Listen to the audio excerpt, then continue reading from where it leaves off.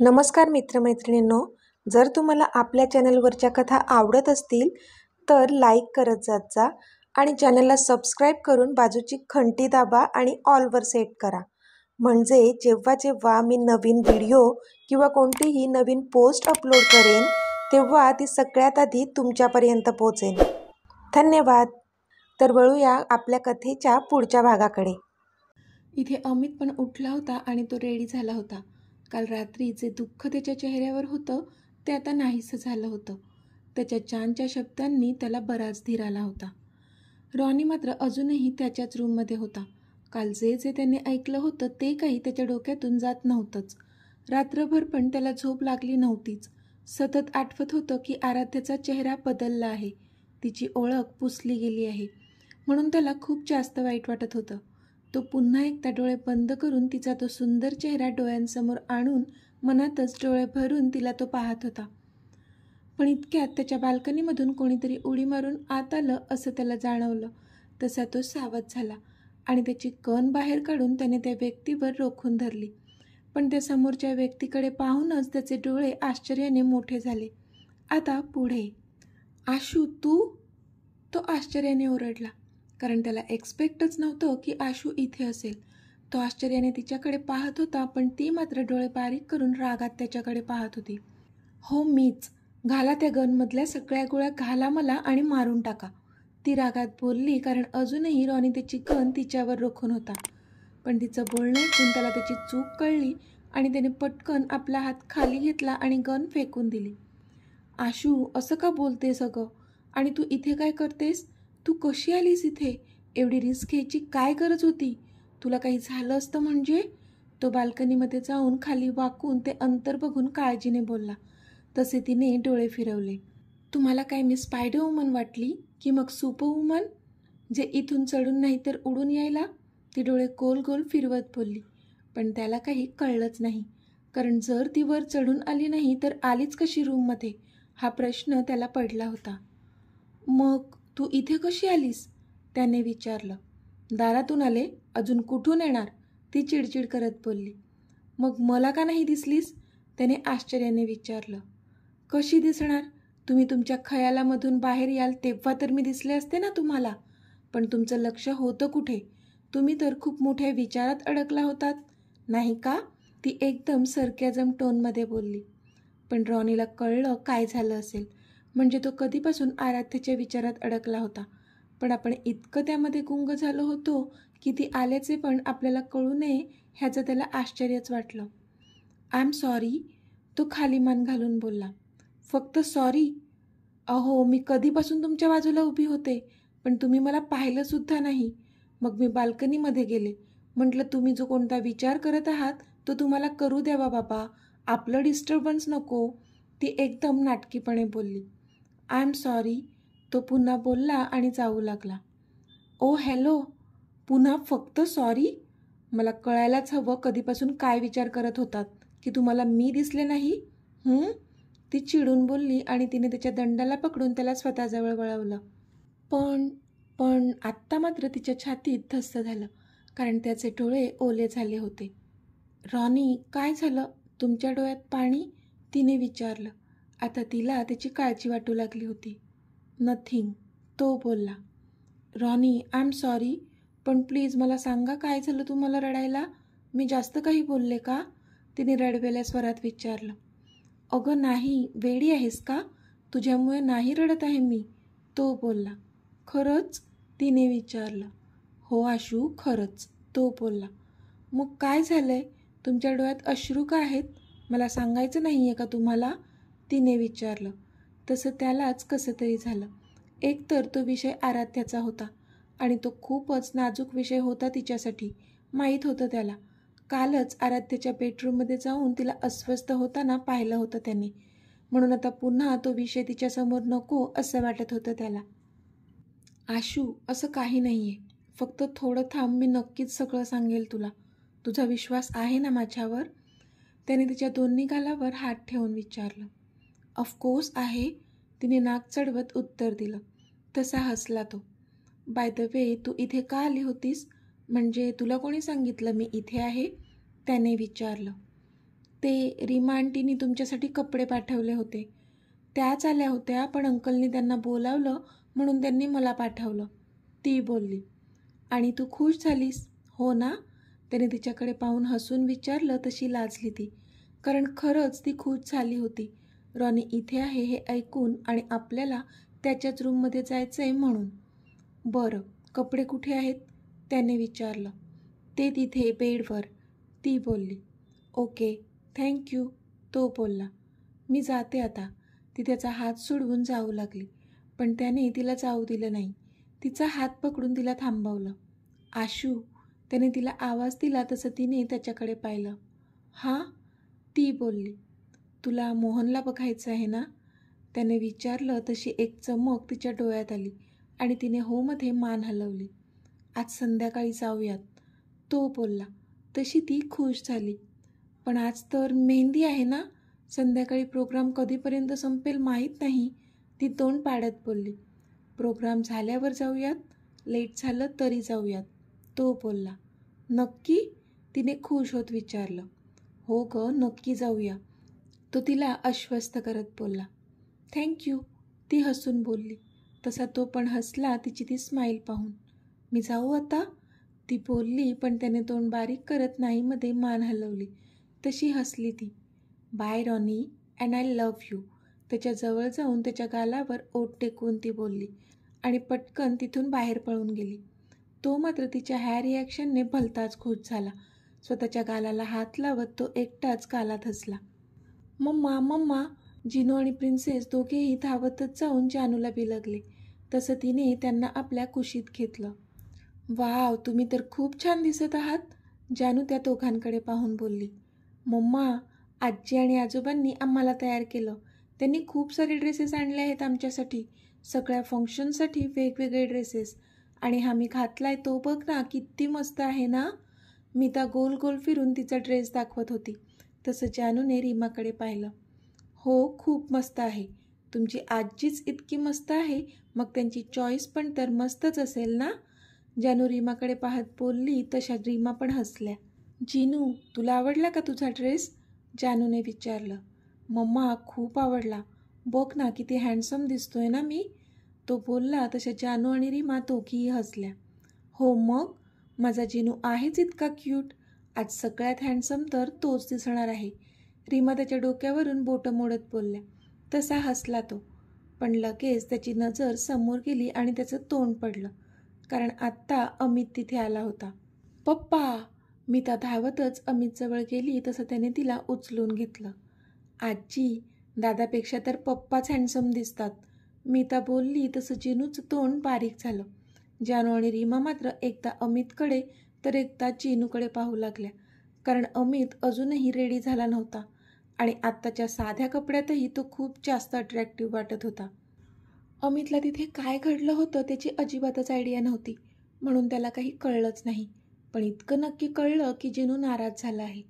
पण प्रिन्सेसने बोललेलं ते वाक्य त्याला आठवलं आणि आता तो का नाराज झाला असेल हे त्याच्या लक्षात आलं.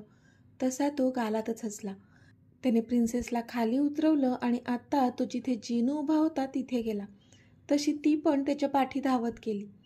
थोडं खाली वाकून त्याने जिनूला जवळ घेतलं, पण जिनू मात्र नाराजच होता, कारण त्याला पण कुठे ना कुठे हेच वाटत होतं की त्याचे पप्पाच जास्त हँडसम दिसतात. प्रिन्सेस, असं अजिबात नाही हां, माझा जिनूच हँडसम दिसतो, अमित हसून जिनूकडे पाहून बोलला. तशी जिनूच्या चेहऱ्यावर स्माईल आली. नाही पप्पा, दादा हँडसम आहेच, पण तुमच्यापेक्षा जास्त नाही, प्रिन्सेस पचकली. तसं पुन्हा जिनूचं तोंड बारीक झालं आणि अमितने डोक्यावर हात मारला. मम्मा, मी आजोबांकडे जातोय, जिनू बोलला आणि राज्याध्यक्ष विलामध्ये जाऊ लागला. तसं जानूला पण त्याच्यासाठी वाईटच वाटलं. जिनू, अरे पण, ती त्याला थांबवत होतीच की अमितने तिला डोळ्यांनी शांत राहण्यास सांगितलं.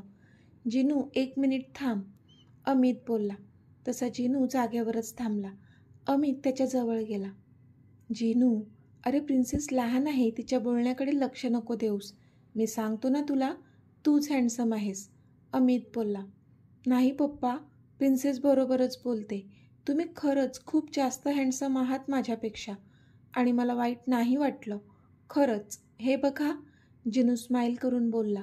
अमितला कौतुकच वाटलं त्याच्या समंजसपणाचं, कारण कधीपासून तो तोंड पाडून होता आणि आता लगेच असा मोठा असल्यासारखं बोलत होता.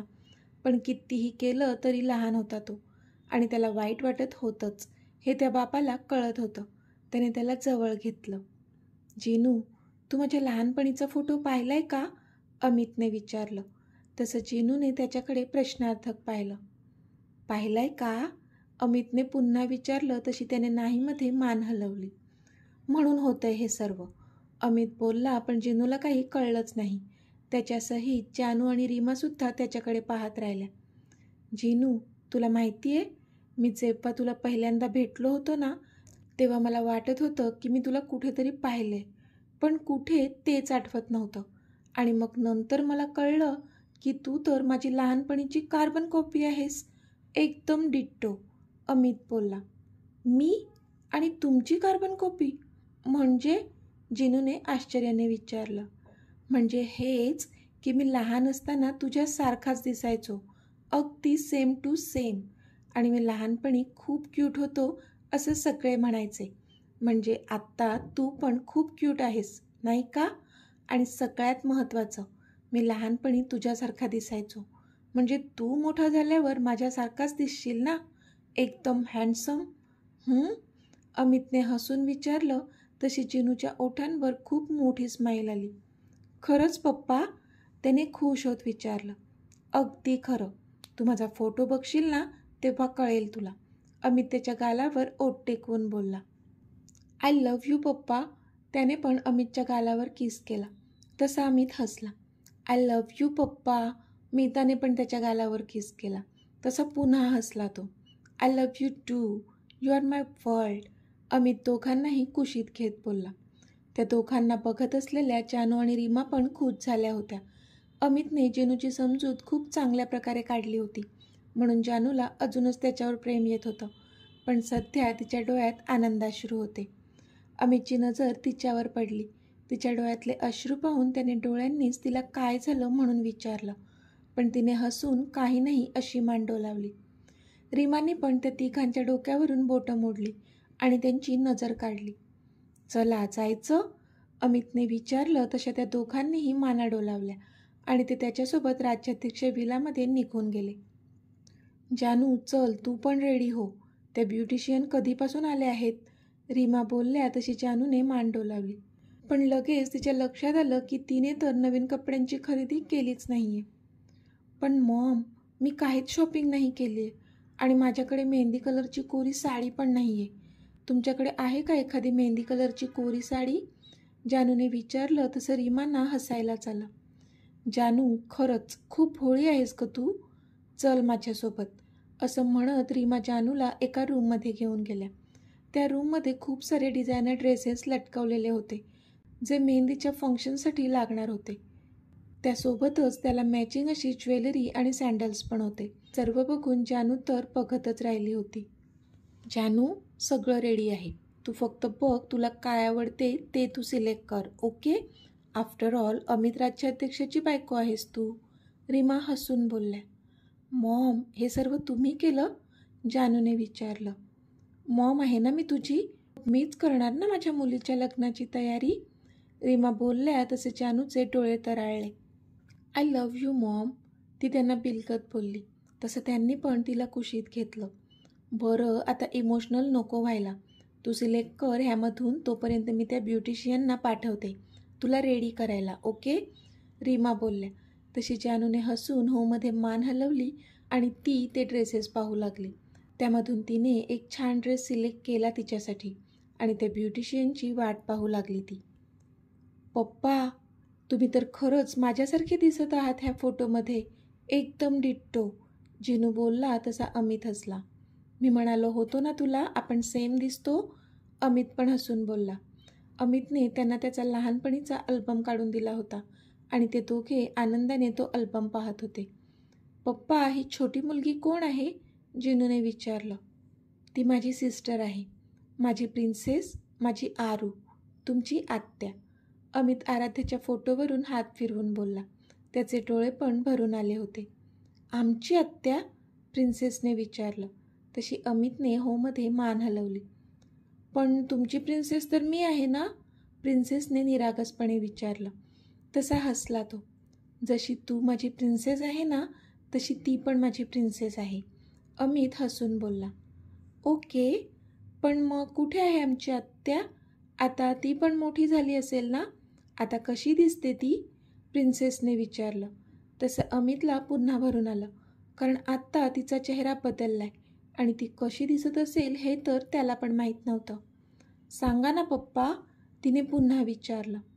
आता नाही आहे ती आपल्यात, पण लवकरच असेल आपल्यासोबत आणि आत्तासुद्धा छानच दिसत असेल ती, जशी आधी दिसायची, अमित दूर कुठेतरी बघत बोलला. अमित आणि मीता दोघेच बोलत होते. जिनू मात्र एका फोटोवर येऊन अडकला होता. जिनू, काय झालं? कुठे हरवलास? अमितने त्याला त्या फोटोवर एकटक बघताना बघितलं म्हणून विचारलं. पप्पा, हे काय झालंय तुम्हाला? जिनूने विचारलं. तसं अमितचं लक्ष त्या फोटोवर गेलं. त्या फोटोमध्ये अमित उघडाच होता आणि त्याच्या खांद्यावर असलेल्या त्या जन्मखुणेकडे बोट दाखवत जिनू विचारत होता. जिनू, ती जन्मखूण आहे. बर्थ मार्क लहानपणापासूनच आहे, ही बघ. अमित हसून बोलला आणि त्याने त्याच्या खांद्यावरची ती जन्मखूण त्या दोघांना दाखवली. फोटोमध्ये छोटी आहे ती खूण आणि आत्ता मोठी झाली आहे ना दादा? प्रिन्सेस बोलली तसा अमित हसला. प्रिन्सेस, तुझा पप्पा पण तर मोठा झालाय ना? मग ती जन्मखूण पण मोठी झाली, तो हसून बोलला. पण जिनू अजूनही त्या फोटोमध्येच अडकला होता. जिनू, काय झालं? तू बोलत का नाही आहेस? अमितने पुन्हा विचारलं त्याला. पप्पा, मग हे आत्याच्या खांद्यावर पण सेम तसंच आहे? जिनूने विचारलं, कारण त्या फोटोमध्ये आरूसुद्धा होती आणि तिने ऑफ शोल्डर ड्रेस घातल्यामुळे ती जन्मखूण सहज दिसून येत होती. पण अमितने मात्र एक सुस्कारा सोडला. हो, आम्हा दोघा भावंडांच्या खांद्यावर ही जन्मखूण आहे. फरक एवढाच आहे की माझ्या लेफ्ट शोल्डरवर आहे तर आरूच्या राईट शोल्डरवर आहे. कळलं? अमित बोलला. तसं जिनू हसला, पण तो काहीतरी विचार करत होता. आपण सेम अशी खूण कुठेतरी पाहिले असं त्याला वाटत होतं, पण कुठे तेच आठवत नव्हतं. Are you okay Jinu? अमितने काळजीने विचारलं. Yes papa, I am all right, तो हसून बोलला. पण अजूनही मनात विचार होताच की ती खूण आपण कुठे पाहिले. तुम्ही अल्बम बघत बसा, मी आलोच, अमित म्हणाला आणि तिथून बाहेर जाऊ लागला. अरे हो, आत्ता आठवलं, ही अशी खूण तर मी आशुमासीच्या शोल्डरवर पाहिली आहे. हो, तो स्वतःशीच बोलला आणि त्याने अमितला हाक मारली. पप्पा. तर मित्रमैत्रिणींनो, आजचा भाग तुम्हाला कसा वाटला ते मला कमेंटमध्ये सांगा आणि जर आवडला असेल तर व्हिडिओला लाईक करा, शेअर करा आणि चॅनलला सबस्क्राईब करून बाजूची घंटी नक्की दाबा. चला तर भेटूया आपल्या पुढच्या भागात. तोपर्यंत धन्यवाद.